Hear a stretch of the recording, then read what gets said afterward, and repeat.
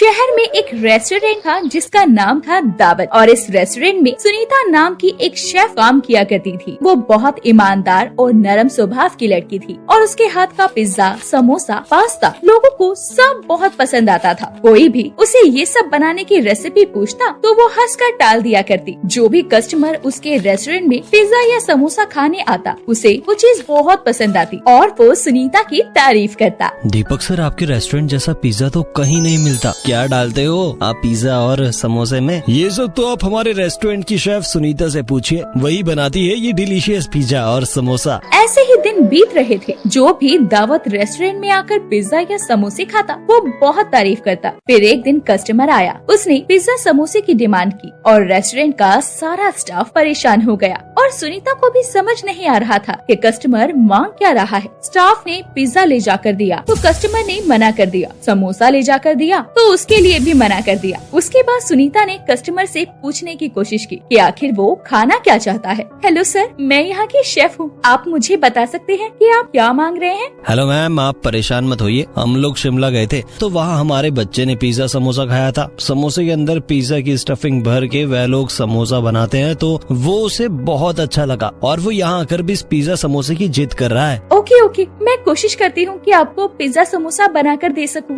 उसके बाद सुनीता पिज्जा समोसा बनाने के लिए रेस्टोरेंट के किचन में चली गई और वहाँ जाकर उसने पिज्जा समोसा बनाकर कस्टमर को सर्व किया। जैसे ही कस्टमर ने सुनीता के हाथ का पिज्जा समोसा खाया तो वो खुश हो गए। उन्होंने ऐसा पिज्जा समोसा कभी नहीं खाया था। उन्होंने रेस्टोरेंट के मालिक से कहा, सर आपकी शेफ ने तो कमाल कर दिया। जो हम लोगों ने शिमला में पिज्जा समोसा खाया था, ये पिज्जा समोसा तो उससे भी बहुत ज्यादा अच्छा है।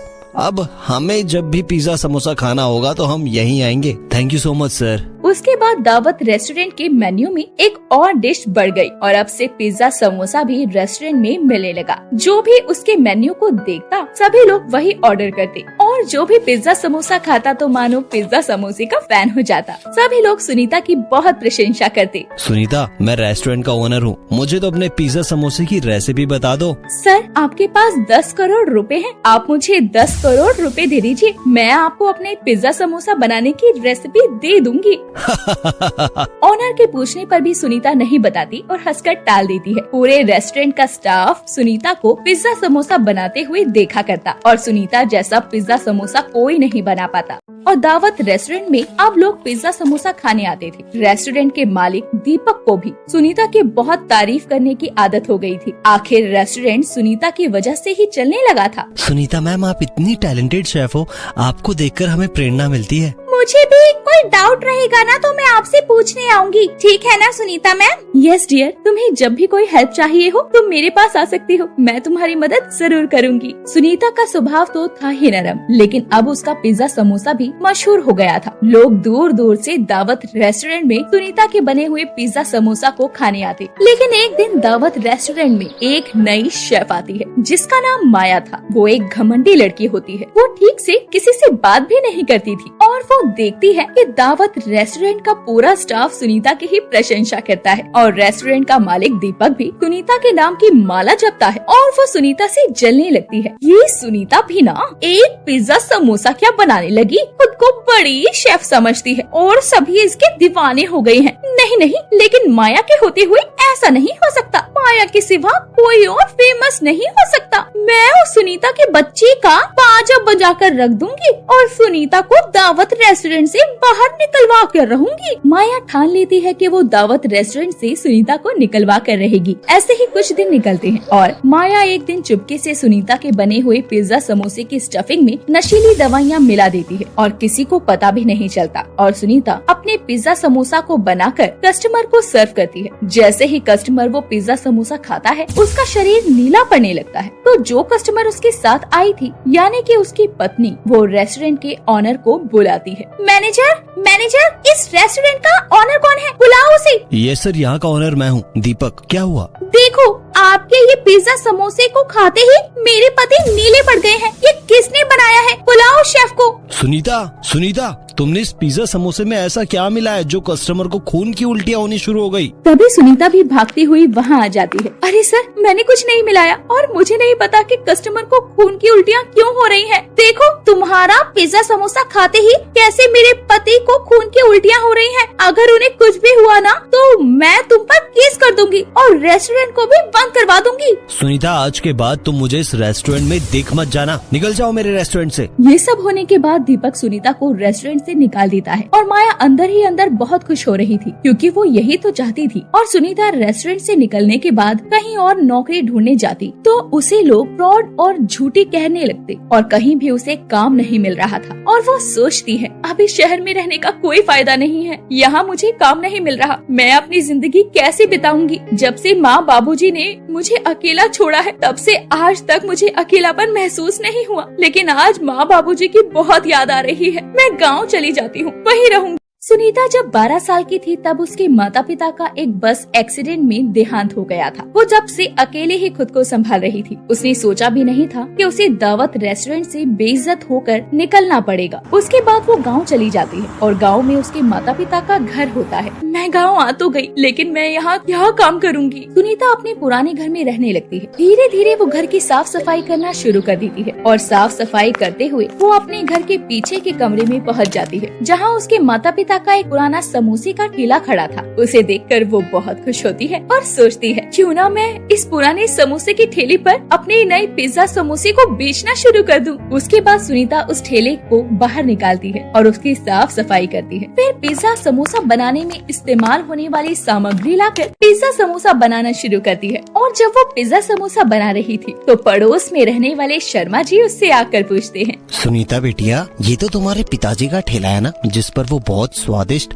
समोसे बेचा करते थे। अब तुम क्या बेच रही हो? अंकल जी, बाबूजी भी समोसे बेचा करते थे, मैं भी समोसे ही बेच रही हूँ। बस फर्क इतना है कि बाबूजी उस जमाने के समोसे बेचते थे और अब मैं इस जमाने के समोसे बेच रही हूँ। मेरे पास बहुत तरह के समोसे हैं, आप खाकर बताइए कि कैसे बने हैं। फिर सुनीता शर्मा जी को अपने पिज्जा समोसे खाने को देती है जो कि उन्हें बहुत अच्छे लगते हैं। और शर्मा जी को खाते हुए देखकर गाँव के कुछ लोग भी आ जाते हैं। बेटिया, समोसे तो तुमने बहुत स्वादिष्ट बनाए हैं। ऐसा समोसा तो आज तक मैंने अपनी जिंदगी में नहीं खाया। धन्यवाद काका। ऐसे ही धीरे धीरे पूरे गांव में ये बात फैल जाती है कि सुनीता के पिज्जा समोसे अब गांव भर में मशहूर होने लगते हैं। और उधर दावत रेस्टोरेंट में माया को दीपक खुद से ही बात करते हुए सुन लेता है। अच्छा सबक सिखाया उस सुनीता की बच्ची को, माया से पंगा लेने चली थी तो ये हाल तो होना ही था। मैं तो उसे बहुत समझदार समझती थी, वो तो कितनी बुद्धू निकली। दवाई मिलाई मैंने और नाम लगाया उस पर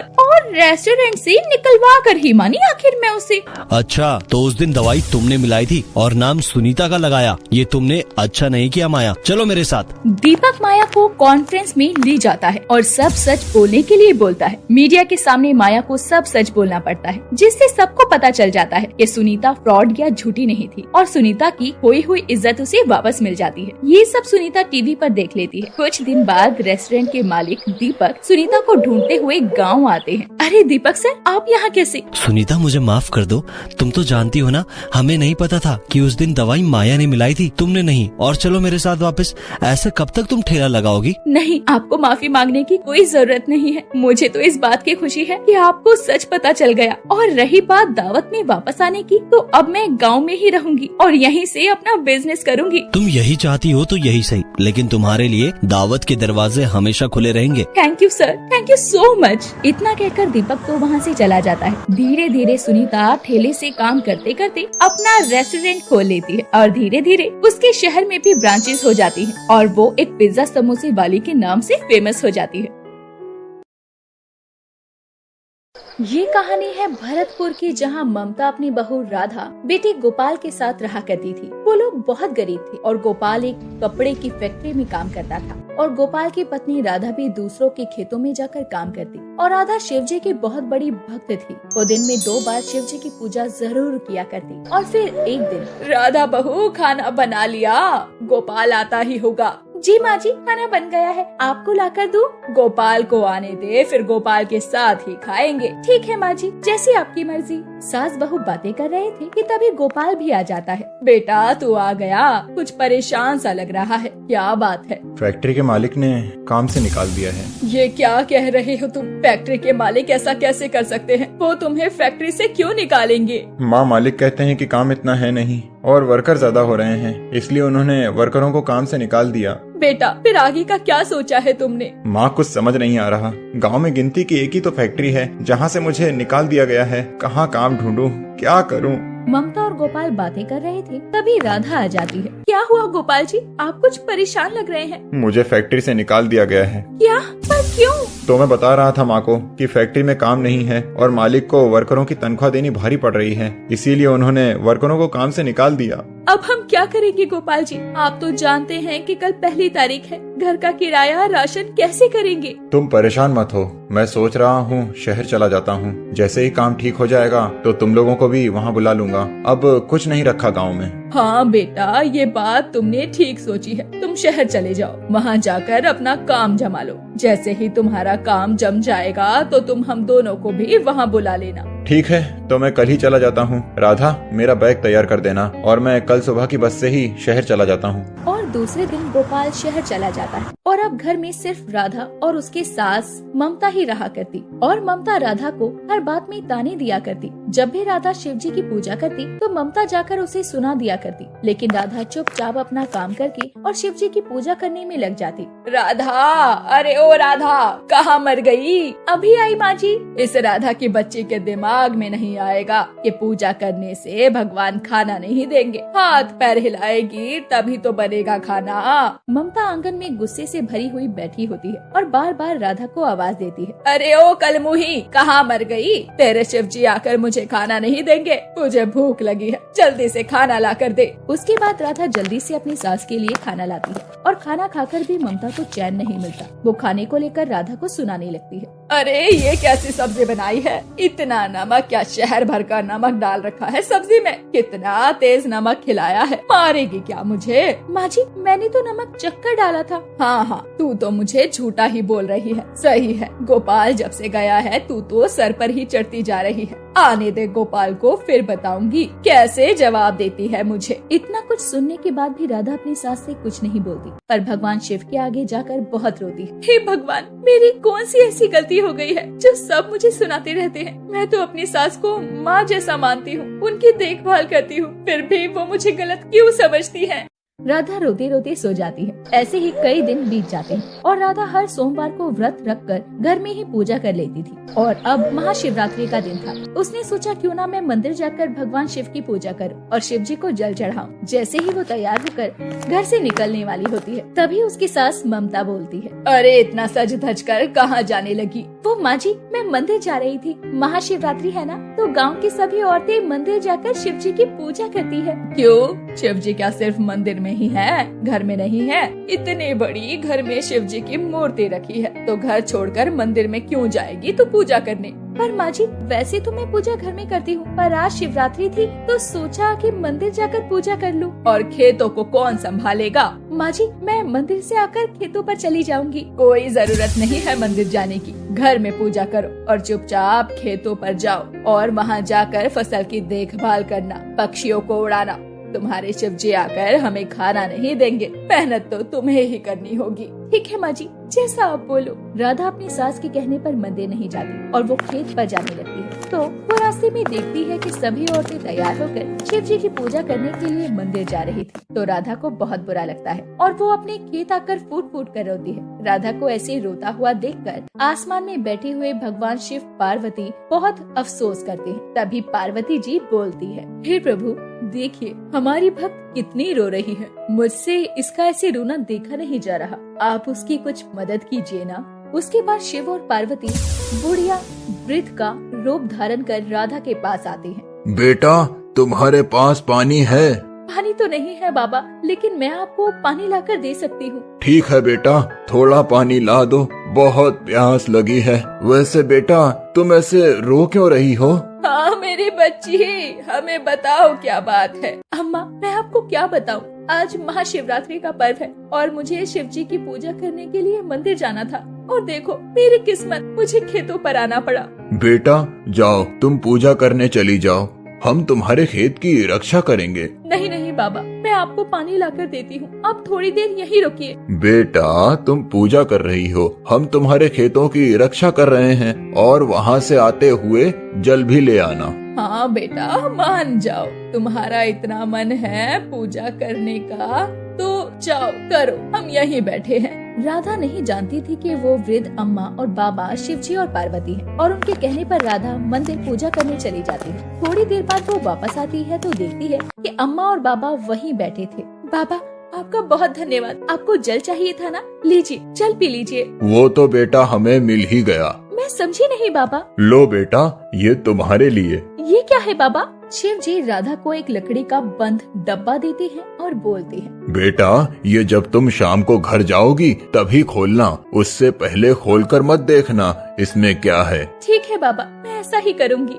शाम को खेत से जाते हुए राधा उस लकड़ी के डब्बे को लेकर घर जाती है और घर पहुंचकर वो डब्बा अपनी सास ममता को दिखाती है। अरे इसे खोल कर तो देख, है क्या इस डब्बे में? अभी खोलकर देखती हूँ माँ जी। जैसे ही राधा उस डब्बे को खोलती है उसमें सोने के सिक्के, हीरे मोती निकलते हैं। उसे देखकर ममता बहुत खुश हो जाती है और अपनी बहू से कहती है, अरे कल से खेतों पर मैं जाऊंगी, तुम्हें जाने की जरूरत नहीं है, तुम घर में रहकर शिव जी की पूजा करो। फिर दूसरे दिन ममता खेतों पर जाती है और वो देखती है कि खेतों की फसल की जगह हीरे मोती लगी होती है। ये देखकर वो बहुत हैरान होती है और सोचती है, अरे मैंने तो अपनी बहू की पूजा पाठ को हमेशा ही गलत बोला और आज उसी पूजा पाठ से हमें इतना कुछ मिला है, हम पर शिव जी की कृपा हुई है। ममता घर आकर अपनी बहू से बोलती है, बहू अब से मैं भी शिव जी की पूजा करूंगी और शिवरात्रि पर व्रत भी रखा करूंगी। हम दोनों मंदिर जाकर शिव जी की पूजा करेंगे। अब से तुम्हें जब भी शिव जी की पूजा करनी हो तो तुम मंदिर जा सकती हो और खेतों पर भी मैं ही जाया करूंगी। तुम घर पर इतना काम करती हो, तुम्हें खेत जाने की जरूरत नहीं है। अपनी सास के मुंह से ऐसी बातें सुनकर राधा को लगता है कि ममता सुधर गई है और शिवजी ने उसकी किस्मत बदल दी है। उसके बाद से ममता कभी भी राधा को ताने नहीं मारती और ममता उसके साथ अपना बर्ताव भी अच्छा कर लेती है। ऐसे ही समय बीतता है और फिर शिवरात्रि का पर्व आता है। इस बार सास बहू दोनों मिलकर व्रत रखती हैं और दोनों मिलकर पूजा पाठ करती हैं।